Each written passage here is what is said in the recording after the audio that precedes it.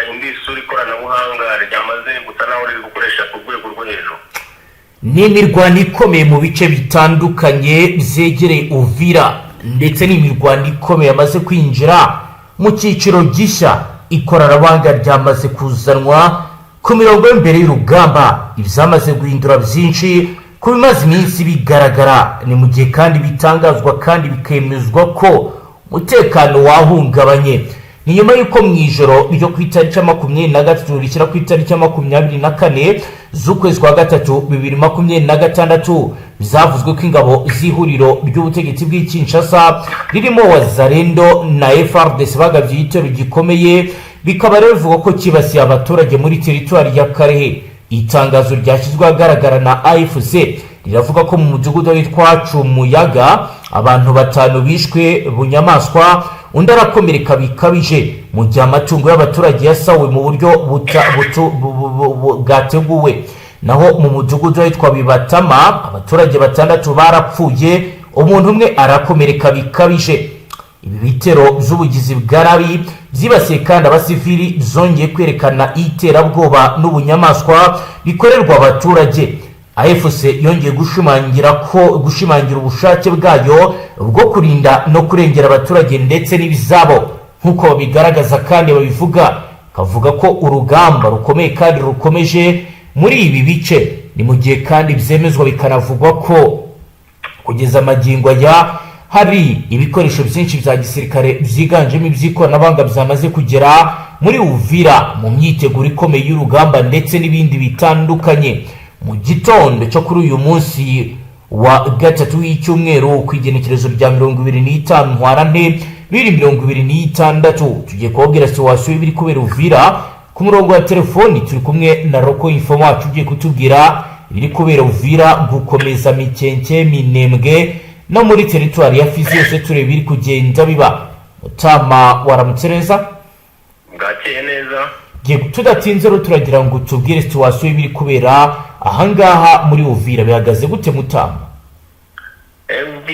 Uvira wabaye umujyi cyane urimo usa naho ari umujyi w'ingabo, kuko niko nabivuga, kuko bigaragara ko ingabo ziri muri uyu mujyi ziruta abaturage bahari, kuko ikirenge ku kindi ni umusirikare haba ku manywa na nijoro. Ubona ko FARDC yakoze ibishoboka byose ku buryo yenda yabura ibindi, ariko ikijyanye n'ibikoresho n'umusirikare muri iki gice ni ibintu bidasanzwe. Ubona ko yiteguye operasiyo ziri kubera ahangaha, ndetse bahora biteguye umunota ku wundi ko ya 23 yabagabaho ibitero, ariko ukabona ko nayo yifashe kandi nabo bakaba baranze kugaya ibitero nk'uko byari bisanzwe, mu buryo basa naho banga ko hashobora guhita haba ikibazo gikomeye cyo kuba haba imirwano ikomeye cyane ishobora kwangiza byinshi cyane, kuko ubona ko ari umujyi utuwe n'abaturage benshi. Ariko mu bijyanye na operasiyo ku ruhande rwa FARDC baracyakomeje kudeployinga ibikoresho, ndetse ubona ko ingabo zigenda ziyongera uko bwije n'uko bukeye.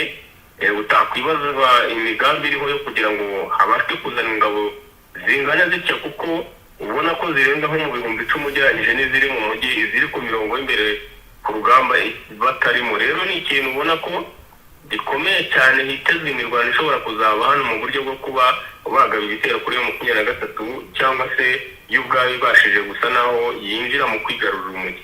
Ni imirwano ubona ko iri gutegurwa, ariko hiyongera cyane mu buryo bukomeye ikoranabuhanga, kuko amakuru ahari nuko bivugwa ko hari amakuru ko ikoranabuhanga rigenzura ubwirinzi hano bw'ikirere muri kano gace ka Uvira ndetse na Plaine de Rusizi.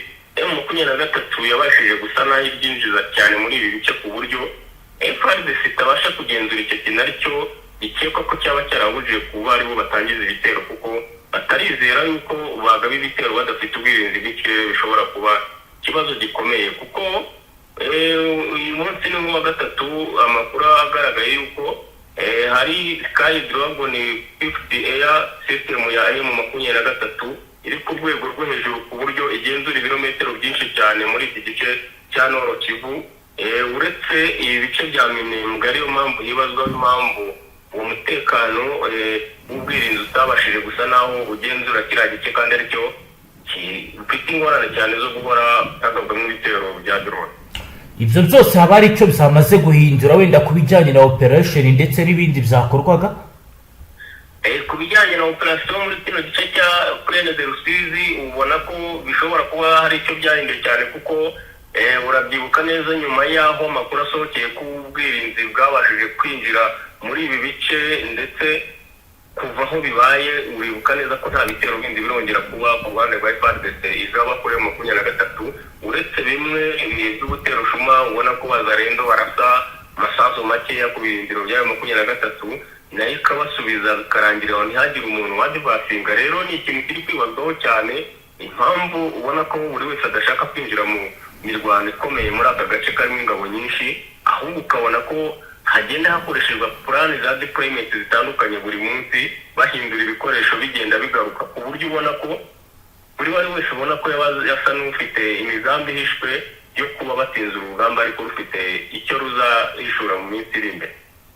Yego ni ikintu rero ubona ko kimaze kuba ikibazo cyane mu bijyanye na Parsiri hano isigaye ifite ubwumvikane butari bumwe bijyanye n'imyitwarire ya FARDC ndetse na Wazalendo. ubona ko izi ngabo z'ibihugu yaba Burundi, Tanzania, Angola bari hano ndetse n'abacanshuro bamaze kugira intero ivuga ko FARDC Wazalendo ari abagambanyi baba bishakira amafaranga iteka ryose ku buryo aribo batanga amakuru ya operasiyo zikorwa zose ku ruhande rwa M23.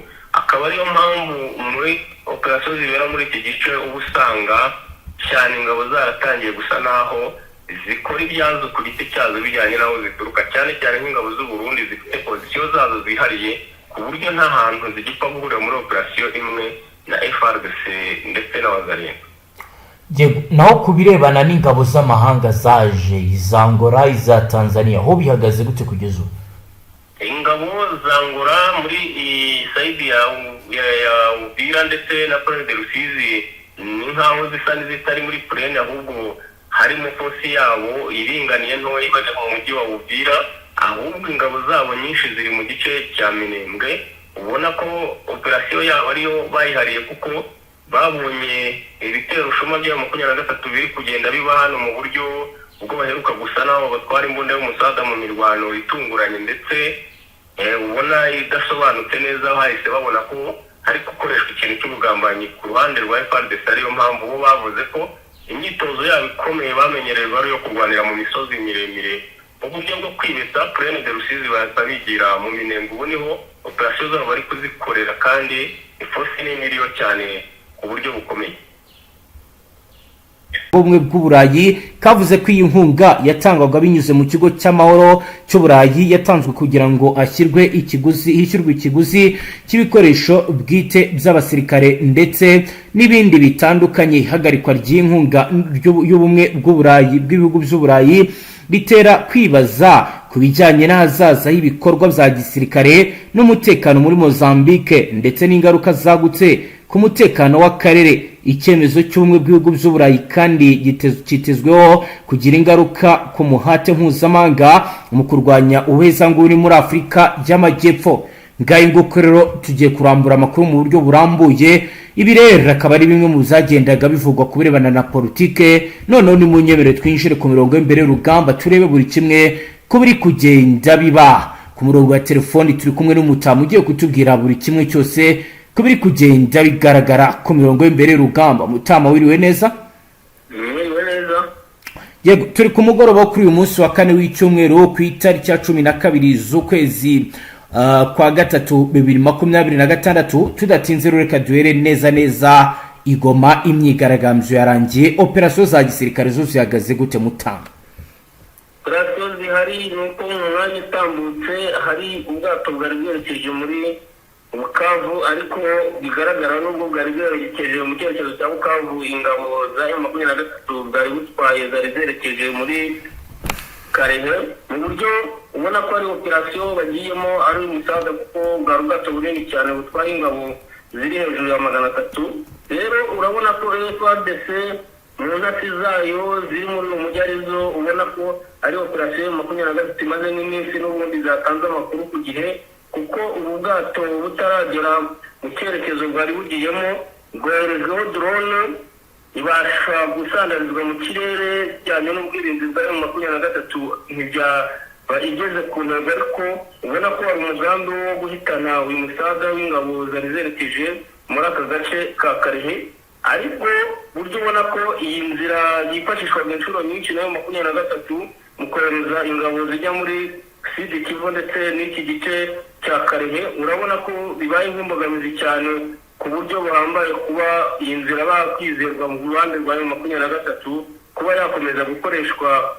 Bisaba ko hazajya hifashishwa imbaraga zikomeye cyane kuko ubona ko FARDC isa naho yahagurukiye buri gikorwa cyose cya 23 muri iki gice cya Goma. Yego, ubundi kugeza ubu amakuru ko navuga ko FARDC iri kuba iyafite nkaho ihari, bari kuyabona gute kugeza ubu ngo? Ikigaragara cyo ko muri uyu mujyi wa Goma ndetse no muri M23 hakirimo abantu cyane batanga amakuru kugiye, kuko urabona operation n'indi yo kuba bakwendura ingabo zingana gutya ntabwo biteguwe ku masaha 2 cyangwa 1, ishobora no kubibaza iminsi 2 cyangwa 3. Iyi rero bikaba bigaragara ko muri aba bantu ya 23 itarashyira habona bagiye bafatirwa mu byaha by'ubugambanyi muri M23, ko bashobora kuba ayari amakuru yatanze ku munsi w'ejo hatambutse cyangwa se na mbere yaho, bakaba FARDC yari isanzwe yafite, ku buryo icyo baba bakeneye kumenya ari ukubabwira bati igikorwa kiratangiye ubu tuvugana, ku buryo kuba bakurikirana ibikorwa uko bikorwa biborohera cyane. Yego, ukibona ko kigoranye cyane kuri ya 23 cyane by'umwihariko muri uyu mujyi wa Goma, ubona ko harimo intasi zo ku rwego rwo hejuru ku ruhande rwa FARDC, ubona ko buri ntambwe zabo zose n'igikorwa cyabo cyose bari gukora FARDC amakuru yose iri yafite ku gihe. Kugeza ubu mu gitondo wari watubwiye batangiye kugenda batabwa muri yombi muri 23. Update kuri iyi ngingo kugeza ubu ni iyi? Kiri ubu nuko basa naho bagikomeje n'ubundi ntabwo birarangira intangiriro kuri 23, ariko urabona ko bagifite akazi kenshi ko gukomeza kugenda batabura ubwo batahuyeho amakuru nk'aya ngaya mu cyerekezo yaba arimo cyose, ari guhita afatirwaho ari, ku buryo ubona ko ari igikorwa kitari bumara igihe gitoya, kuko ubizi neza ko hari n'abashobora kugaragara ukwezi gushize kandi bari basanzwe bahari, kuko amakuru menshi bagenda bayahabwa n'abo bamaze gushyikira kuruta uko babikurikirana mu ikoranabuhanga bajyanye n'abohereza amakuru atangwa na telefone cyangwa ibindi byuma byose by'ikoranabuhanga. Yego, kugeza ubu navuga ko n'ubundi bikomeje kugenda bikorwa. Reka twigireho inyuma gato, ubundi umutekano uhagaze gute muri teritwari ya Karehe? Hagenzurwa nande? Ibijyanye n'ibitero byaho byo bihagaze gute? Ishusho yaho, geopolitike yaho? Kiri Karehe cyane urabona ko bashaka gusa naho ya 23 yinjira muri Warikare, ariko ukabona ko n'ubundi amayikoresha menshi ari aya Karehe, kandi Karehe ari zone isa naho irimo coalition nini cyane za FDL, ubona ko ari naho bashaka gusa naho bakungira M23 mu buryo bwo kuyibuza kujya muri Warikare. Ni ikintu rero ubona ko hari operation ikomeye gutegurwa cyane ku ruhande rwa FARDC, ariyo mpamvu ubona ko M23 iba kuri ubutasi bwayo itangiye gusa naho ibyitegura ikohereza ingabo mu buryo bwo kuba bajya gusa naho batanga umusaza, kuko ariyo kubizi neza ko M23 ifite opposition zisa naho ziri mu ntera zitandukanye ndende cyane, ku buryo kubasha gusangana na iriya coalition FARDC ikunze kuzirimo abasirikare benshi byayigora cyane. Ariyo mpamvu uri kubona ko M23 ubu akazi ifite muri iyi minsi kari hejuru nta kandi deployment zo kugenda bongera ingabo mu bice bitandukanye, kuko ubona ko FARDC hose isa naho ishaka guhagurukiriza ibitero bya operation icyarimwe, ku buryo kugira ngo M23 ibashe kudefanda bizasaba imbaraga nyinshi cyane bijyanye n'ingano y'abasirikare ifite, kandi kabiri igenzura igice kinini cyane.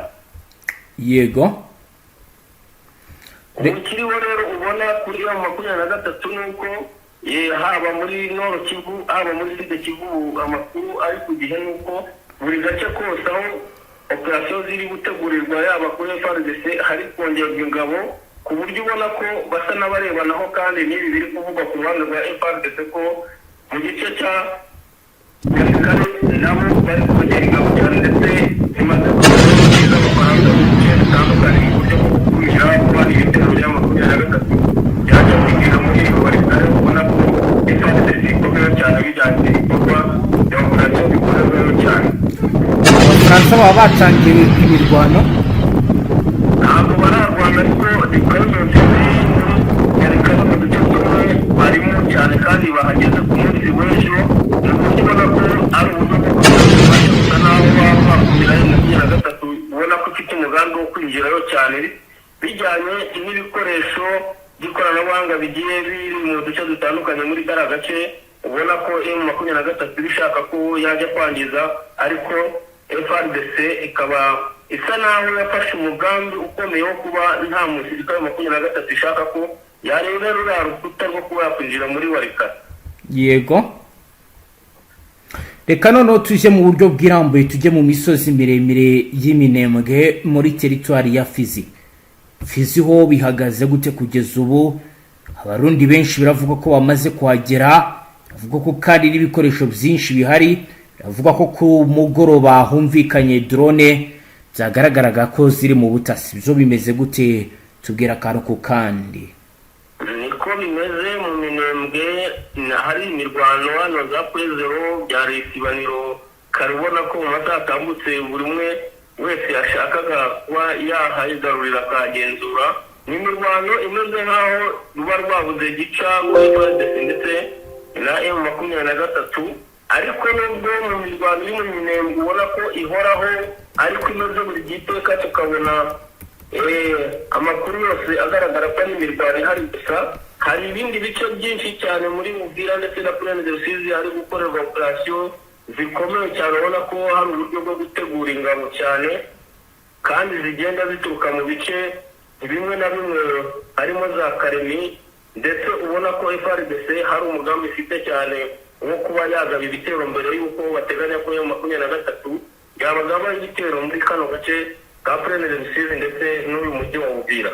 Ubwo mu masaha atambutse aya makuru ko hari ingabo ziturutse Karemi nyinshi cyane ndetse zigiremo iz'abarundi zinjiye muri Uvira, zije mu buryo ubona ko hari operasiyo bari gutegura yo kugaba ibitero, kuko bari bafite amakuru ko M23 yari imaze iminsi iri mu gikorwa nk'iki nayo ishobora kubabanzaho ibitero kuba yabasha kwigarurira Uvira, ariko ukabona ko FARDC ishaka kubatanga mbere y'uko bo bayirasaho, kandi ni ikintu kigaragara cyane muri Plaine de Rusizi bijyanye n'ahantu defense zabo ziri, ingabo z'Uburundi ziri kwiyongeramo ni nyinshi cyane ku buryo ubona ko hari ikintu kidasanzwe kiri gutegurwa kuri uyu mujyi wa Uvira, ubona ko ugiye kuzaba isibaniro bijyanye n'uburyo impande zombi ziwukeneye cyane. Yego, naho muri Mwenga ho bihagaze gute kugeza ubu? Ego, Mwenga amakuru dufiteyo aka kanya nuko Mwenga ariyo posti nini ya FARDC irimo irwana ubutitsa ishaka kugira ngo itsimbure ibirindiro byose biriyo bigenzurwa nayo 23 hano Zanzibira, ndetse ubona ko bafite umugambi wo kubabuza kwinjira muri Shabunda, kuko ubona ko M23 hano yari isa naho yahashyize ibirindiro bikomeye cyane biriho n'imbunda zo musaga, ku buryo babonaga ko bafite umugambi wo gusatira bagura ibi bice. Rero bikaba byatuma FARDC isa naho ihomba cyane, ibaye isa naho ifungira iki gice cyahangaho, kandi ubona ko gifite umumaro mwinshi. Ariyo mpamvu ubona ko hari koalisiyo nini cyane FARDC ifite umugambi wo kugaba ibitero kuri M23, kandi ubona ko hamaze kugera ingabo z'Uburundi nyinshi. Rero ni ikintu ubona ko byanze bikunze M23 ibaye ifite deployment zimwe zoroheje zitarimo abasirikare benshi, bijyanye n'uko iyi koalisiyo ingana ihora ideployingaho buri munsi, niko haza abasirikare baturutse mu bice bitandukanye ba FARDC.